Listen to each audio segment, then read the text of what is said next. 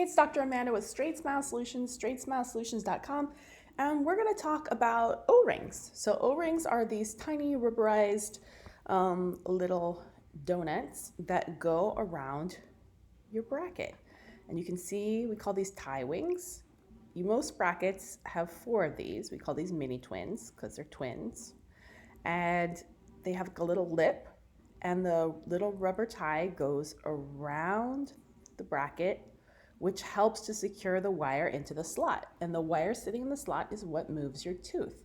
Each bracket is meant for a particular tooth, like this one's meant for a molar, this one's meant for a premolar, and so on.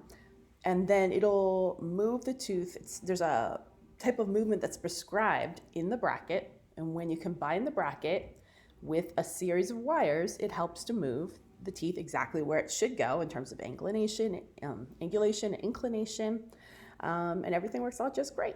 So that's how teeth move. That's how O-rings work. But the question here is, what happens if your tie isn't fully around an O-ring? Like, let's say it's on this one, this one, this one, but not on that one, or it's on this one, this one, this one, and not on that one. It's going over and not under. Is that bad? And of course, the goal is to get the little rubber O-ring over all 4 of the wings, but sometimes things happen so that you can't, or sometimes it just pops out. So what are the most frequent reasons? One of them might be that the doctor used a slightly stiffer wire than perhaps the patient was ready for. That might have been intentional. Like maybe they needed that wire, or that's the wire that they wanted to use. Could though be that there might be some glue or food or calculus trapped under one of the wings, and maybe it's not securing. So it could be that. In that case, usually the doctor will fling it out. But if you're seeing that happening, nothing wrong with pointing that out to your doctor or to your assistant. Say, hey, what's going on here? It's not securing around this wing, or I'm noticing it's not securing around this wing.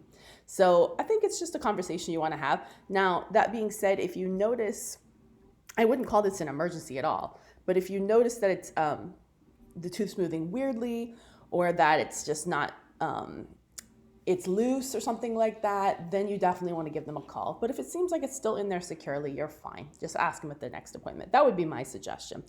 But you can always give your doctor a call if you're not sure. They will never get upset that you called with a question like this. Just call if you have a question. So that's pretty much it. That is what an O-ring is, and that's what that's all about. Hopefully that was helpful. All right, thanks so much.